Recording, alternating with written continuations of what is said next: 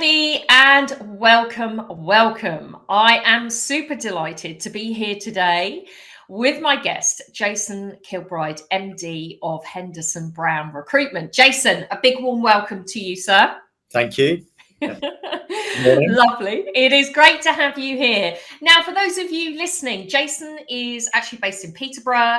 His business handled permanent, interim and exec search roles across many clients, actually ranging from large PLCs, household names to SMEs and startups across financial services, software, pharmaceutical, manufacturing, automotive and the public sector.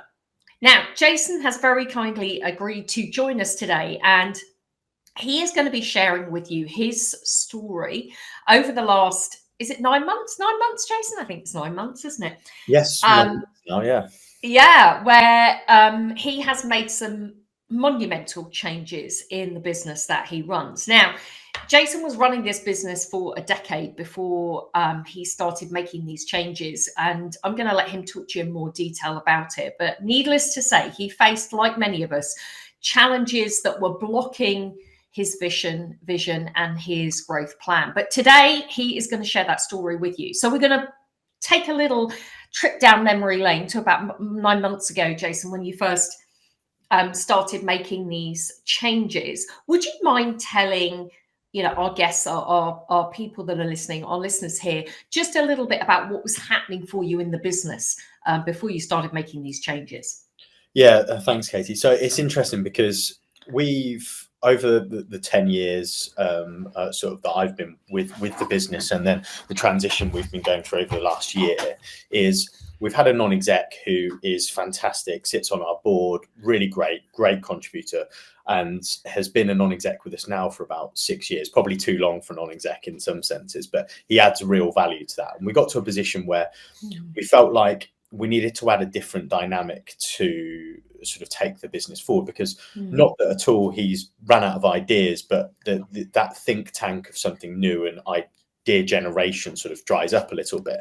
Right. And we were thinking, okay, do we add another person to our board as another non-exec to he can chair it and bring someone in? And so we started to explore a few options of people to join as non-exec, and had a few meetings, and then basically you got introduced to us and had a conversation and felt like, well, actually there's some real value that this can add to, I think, where we were as a business. We just needed to stimulate some new ideas and thinking, and you become into a position where you just look intrinsic into your own business constantly and just getting new ideas, and where we started 9 months ago, and some of the ideas, and not everything is stuff that you already don't know, it's just refreshing things, but then new ideas come to it, and that stimulated a new energy into me and energy into the board, and then subsequently an energy into the business. 9 months ago we got to the position where we were going through a sort of shareholder transition last year, and got to a position where we went, actually, I need to kick this on, want to push things further, and we need some new ideas and energy into that. So we joined 9 months ago now, and firstly sort of did some of the Rockit Foundation stuff just to get that level of and then joined the accelerator. And yeah, it's been a great journey. And actually, I think the difference of, I suppose, having just a non-exec in 2-3 days a month and part of a process is, this is accessible when I need it, how I need it, and at all times. Actually, if I wanted to spend 40 hours a week on it, I could do, and for a cost where a non-exec, God knows how much they'd cost for a 40-hour week.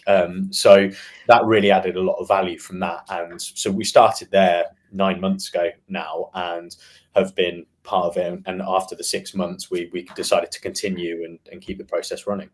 Yeah, brilliant. So glad you have. So let's talk about some of those challenges that were happening for you, and that were those blockers, because I know a lot of people listening to this are really going to lean into, some of those classic situations. Like you say, it's not always things you don't know about. It's more about, well, how do I get past it then? Or how do I get through it? And I know that one of those things for you was yo-yo effect, wasn't it? In terms of, your team fluctuating. At one point you were up to, I believe it was like 23 headcounts, then you went down again. talk to us a bit about that and what you implemented or what you've changed in the business that's really made a difference around that staff retention. Yeah, I think you're right. We felt there was the initial phase going back 5 years ago where we went from sort of 10 to 15 and we struggled to yo-yoed at that. And then we've over the last couple of years yo-yoed, as you said, between sort of 23, 24 and 15, 16. And I think what we realized quite quickly and well, in the last year or so was really we were trying to scale and grow through headcount growth. And actually we've reframed it to sort of look at it from a productivity perspective instead of headcount growth. And actually the more productive we can get our staff to be, the foundations are then there, and we now call them the pillars in the business. We've got now pillars of consultants that, if I go back a couple of years ago, a lot of the business that they were working on had been passed across from myself or another director in the business, and we were front facing with customers. We were bringing in business, passing it across, and they were sort of, I suppose, fat chickens in the nest, feeding and filling roles. And actually, our business, they were 360 consultants, but probably for at least a large portion of their desk were doing 270, sort of 180 work. So we realised quite quickly we needed to build a foundation of some good consultants that were capable of bringing in their own business, building successful pipelines. And with that, we sort of started to embed some of the processes, which I'm sure we'll touch on, around gold jobs. Like, our conversions weren't great. We were then trying to grow and put people into the business and split roles across, and then we didn't have people capable of building their own business, and we were sort of feeding more consultants with less food effectively. And we just realized, actually, it's about if we can get them to a level of capability of being self-sufficient. So we use that word a lot, being self-sufficient as consultants. We could then start to build again. So we really sort of stripped back and looked at what was performing well by doing some of deep dive analysis into the numbers. And luckily enough, we already had Bullhorn Analytics, which links to our CRM, which pulls a lot of the data from the information that's put in. So we had the information there, but it was about interpreting it and then putting a plan around that data. And we quite quickly were able to analyze which consultants were capable in terms of conversion, outputs, etc., and really identifying who the good ones are, and then build sort of units around those individuals. So that's been really great, and we've really stripped back, and we've had a couple of new starters this side of Christmas, and they've settled in because we've got process. I mean, got one of the two consultants joined two weeks and 2 days ago, and he's about to convert his first placement. He's had 15 interviews on a brand new desk and area, and just because he's just come in to fit into the process that we've set up immediately. So I feel like now we've got a foundation that we can start to build upon. Now the productivity level of the core is there. Brilliant. And that's absolutely, as you said, that's so important, isn't it? It's then the structure of the business that is really supporting the performance and the standards of the business.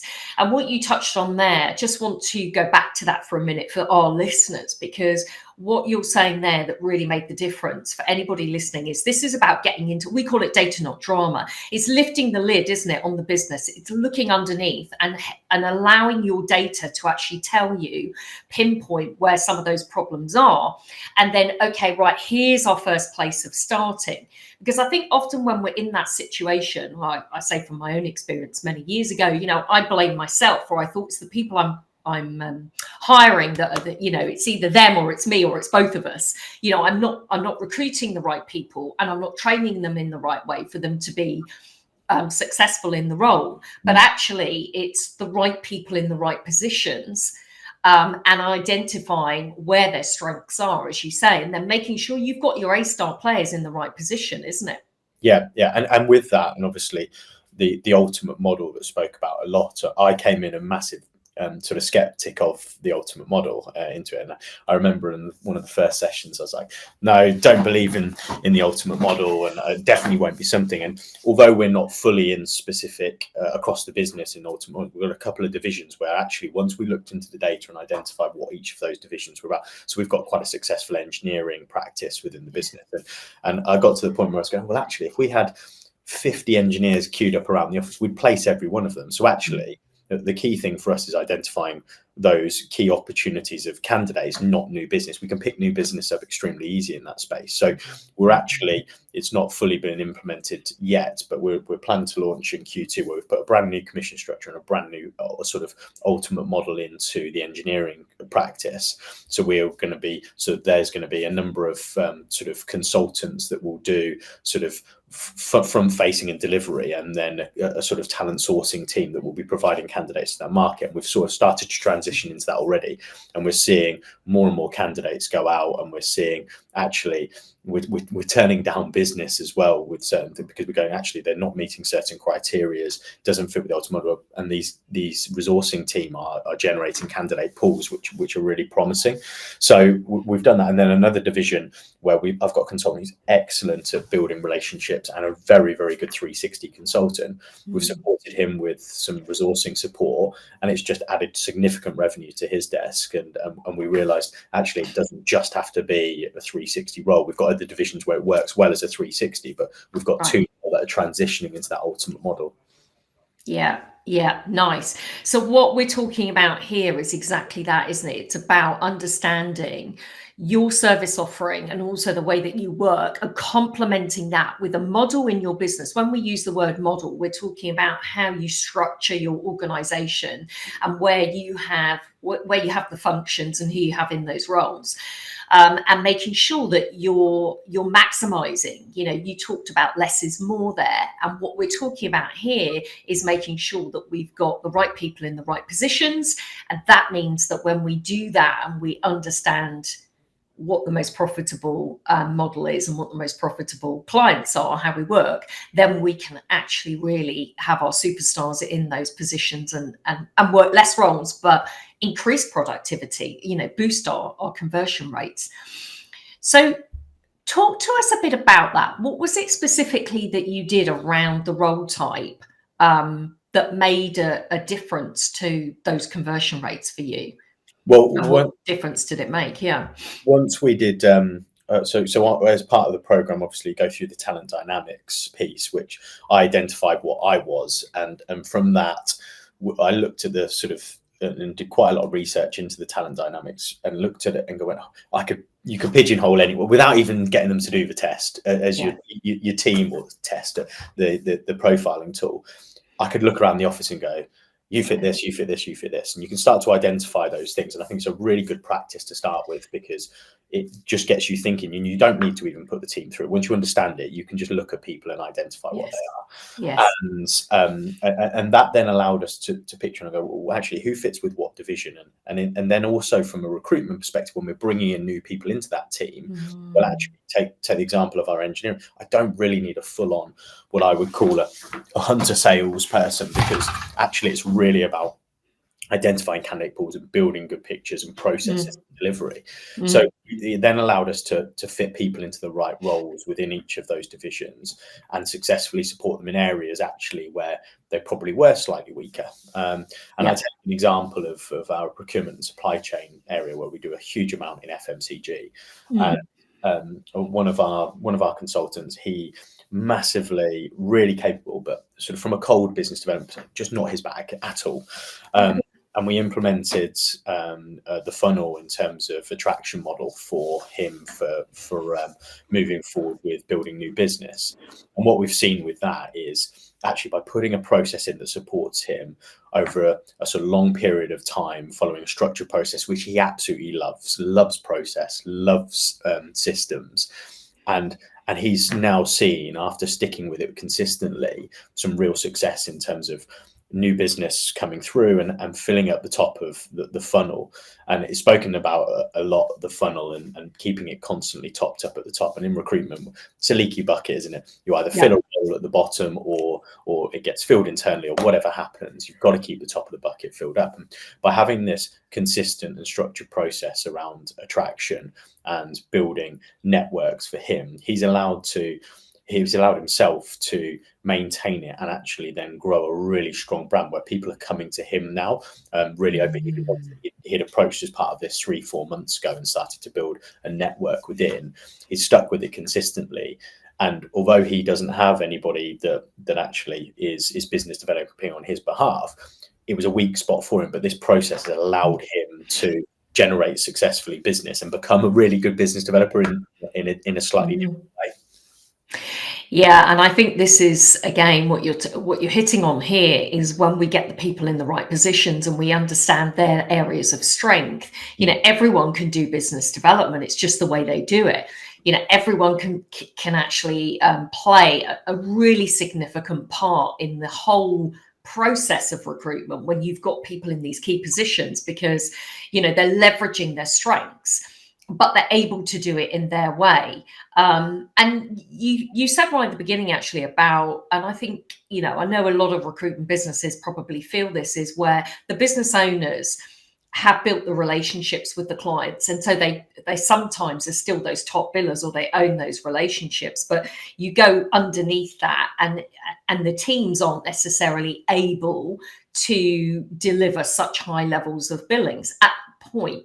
What difference has that made for you, though, in moving, you know, to the ultimate model, and in terms of consistency in billings with other people, or moving people, you know, up that food chain so that it's not all, the billings are not all from the business leaders?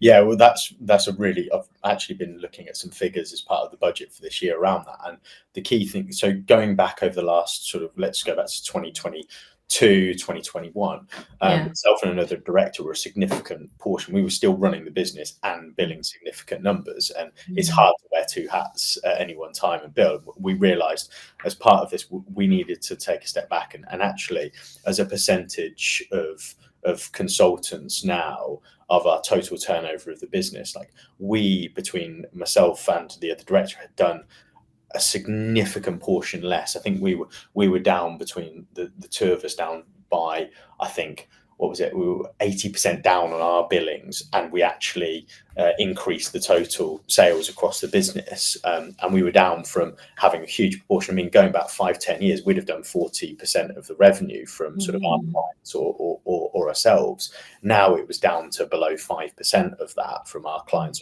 because they'd been able to build it. And now I can look down and go, actually, well, this year, if I contribute sort of small amounts and just work on a couple of the executive roles, actually the guys that have the capability to build that. And then what we noticed from last year is our consistency through the year was really good. So our quarters, the variance between our best quarter and our worst quarter was like 3% last year, which we've never done before. And we all know you can have yo-yo quarters in recruitment where you're up and down, and we managed to get to a position where the consistency through the year has created a really good bedrock for now continued growth. Whereas before I haven't got the exact numbers, but I would have imagined our best and worst quarter through a year would have probably been a 25% variance.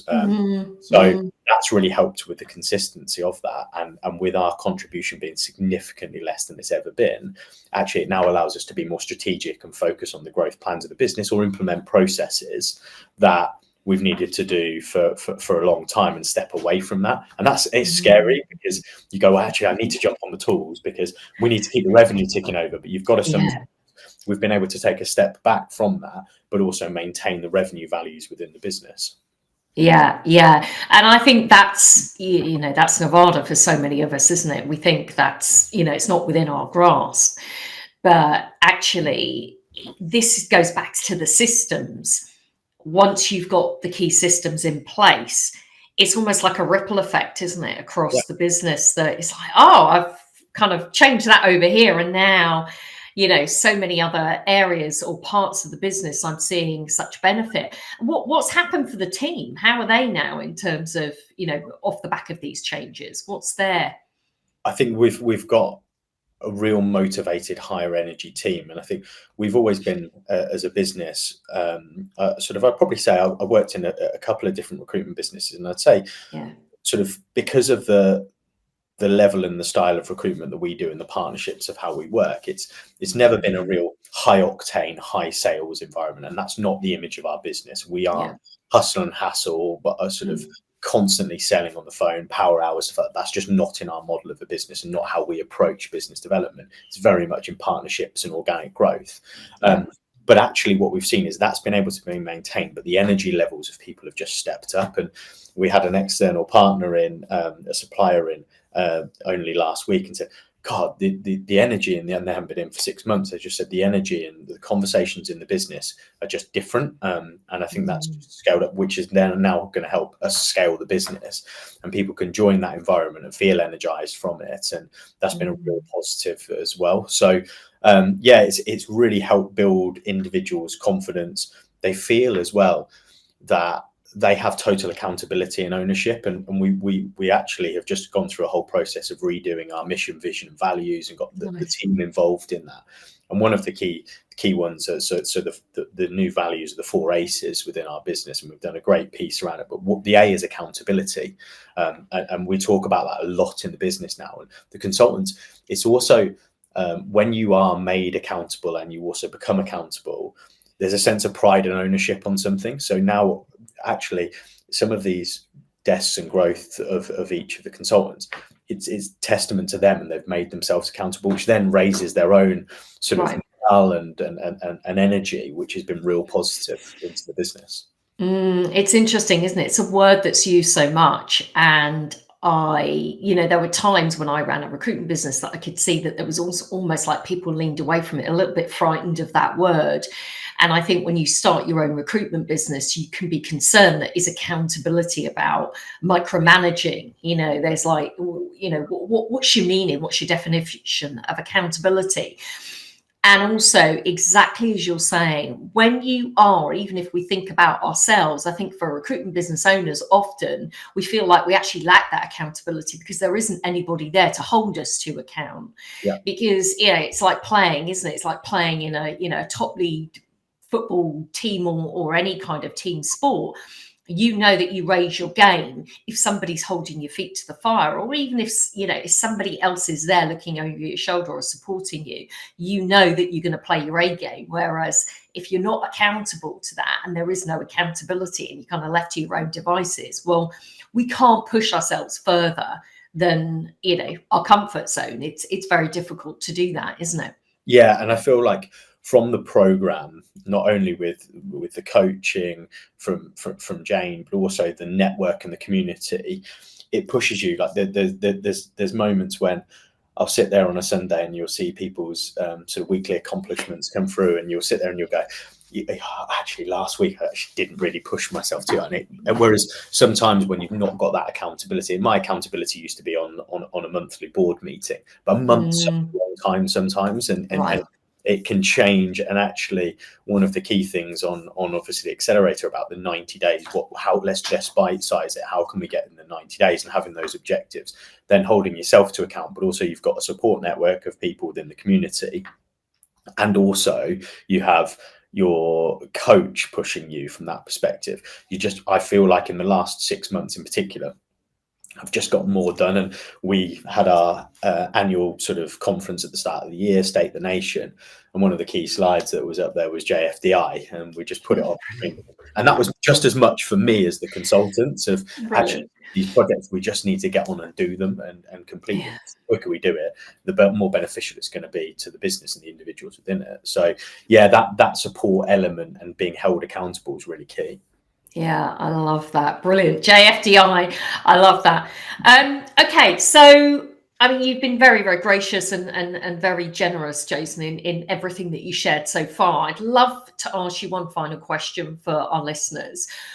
What would be your advice to anybody else who might be listening right now, listening to the changes that you've made, the type of experience you're having, and what would be your one sort of passing piece of advice to them to make, to support them in making a change?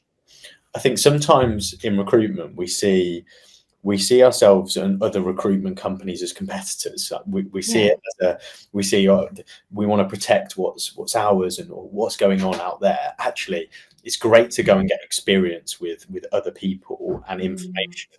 I've always been sort of probably slightly more closed off to sharing information or so on. And actually, by just talking, half the problem, you can understand things. Actually, somebody might have gone through that experience, and you can just throw it around. And in a session, you can get an answer to something where someone's gone through it, and it just makes you think differently. So by engaging with a wider community and people, and actually thinking about what you can do and change and being open to that, not just going, I've done it this way, I know recruitment, I used to recruit like this, so everyone else should recruit like this in my business. It's not that case, and getting more information can then actually steer your path better as a business and improve it. So that would be my go and experience and get lots of different insights, and then find what works for you. Don't just be closed off, say we've done it this way. Yeah, that's great advice, because, you know, it can be easy. And I think also you can, there's a sense of, well, you know, I certainly know I did, a sense of fear, isn't there, of thinking, well, you know, what if I go out there and I don't know the answer, or what if they're out there and, you know, and I'm actually, what I'm doing is wrong, or what I'm doing is creating the issue. But actually half the time it's tiny tweaks, isn't it? It's getting a new perspective on something that can just, as you say, shift your mindset, shift your thinking, and then you suddenly opened up a whole new way of possibility of how things can work. The 1%ers, isn't it? Like, yeah, 1% and the marginal gain stuff with that's it. Elsford and all that piece is if you can just improve little parts of a process. And take gold jobs, for example. Within our business, we've always graded our jobs in the past, and we had a traffic light system of green, yellow. I think we even had a blue in there and a red, and we simplified it to a gold, silver, and bronze. And we built a strict criteria around it. We now audit those and make sure the consultants and we may as well paint the office gold, because the conversation is gold in the office all the time, whether it's gold jobs, gold client, etc. Is really important to embed that. And now less is more, because we're now looking and going, actually, we need to do the right job for the client. But if we can't provide that right job for X reasons, we present that to the client and we work together to put into a position to make that happen. And if not, then actually we might not be the right partner for that business. And that mindset change, because as recruiters, we just want loads and loads of work, and we want a busy desk, and we want plenty on. But actually improving your conversion ratios on what you've got and getting clients in a really good place. I think ours has improved sort of collectively by about 40% step on from where we were previously. And we didn't even realize it, that we weren't converting stuff. But actually we look back and we go, those clients weren't investing in us, and we weren't investing in those clients. So what's the point in them being part of it and actually sell your business better to them? So yeah, lots of those little 1%ers have helped. And if I were to add a second bit to go and get information, my other bit of advice would be less is more at times. Yeah, I love that. It's like the analogy that, you know, Nikki and I talk about, where you're going out with somebody, but you know you're not going to marry them, and it's actually like, are you better off allowing them to do their thing? Because you're right, recruitment. I mean, there's so many recruitment business owners out there that are giving so much value to their clients, but it's almost that they're undervaluing it, because they're sort of accepting the client's way of doing something, whereas they're the expert. And you're right, it's about a partnership, isn't it? It's about building that relationship and partnership with your clients, not just being this provider, which I know people listening, you know, that isn't the way they run their recruitment business. So sometimes it's also about the confidence, isn't it, that you get in that community about, hey, actually, let's just take this step change. And then cascading that down in your team. And it's the service and master sort of a piece. And often you see it with recruiters that come into, it's, yes, sir, 3 bags full to a client, where actually the mindset needs to be, and what we've tried to push across the business is, actually, you're on an equal footing to that client. You're providing a service and support. Of course, they're a client, they're a customer, and you want to work with them and collaboratively. But that doesn't mean that you have to say yes to everything that they want you to do. And actually, it's in their best interest to take advice. And it builds a better relationship in the longer run with that business, rather than just rolling over and having your belly tickled on processes and so on. It's actually about supporting them. And at the end of the day, they're going to get the better result for them. And it's about identifying that. And we've been able to build that culture into the business more, that actually our service and our offering is actually valued very well, and it's really good value for what they get.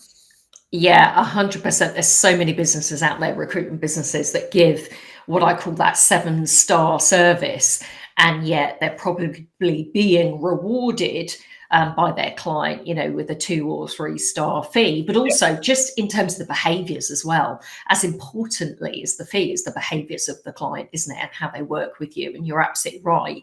This is us understanding the value that we give and making sure that we're demonstrating that and explaining that to the client, and really stepping up and being that consultant rather than, allowing ourselves to sort of diminish our role that we play, and therefore not delivering that expert level, because we're subservient to what we think. But the client doesn't even know what they need anyway. So, that's the thing, isn't it? Yeah, you're not a job taker, you're a consultancy, and that's the key thing. Yeah. You're not just here to take what they require. Actually, you're consulting and supporting those on it. And you're right. How many times do we jump on a corner?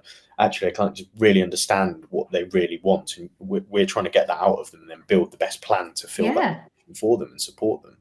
Yeah, we've got to hold that confidence and do that. Well, Jason, thank you so much. For everyone listening to this interview, I really, really hope that you have walked away knowing that, one, this is something that you can do for yourself, and secondly, ask yourself, what am I going to implement from what Jason has shared with us today? What's the one thing that you could take and implement into your business? And of course, if you also want these shifts, if you want to build your business this year, if you want to create more time, you want to put simple systems into place, simple tactics that really are going to shift your business to a new level, create much more abundance, but less stress for you, then please do reach out to us. We are here to help you. So you can either pop us a note or pop a comment underneath this interview today. Jason, thank you so much, sir. Very gracious with your time and information. So thank you very much. And we will see you again soon. Thank you very much. I'll be back with you again soon. Take care. Bye-bye.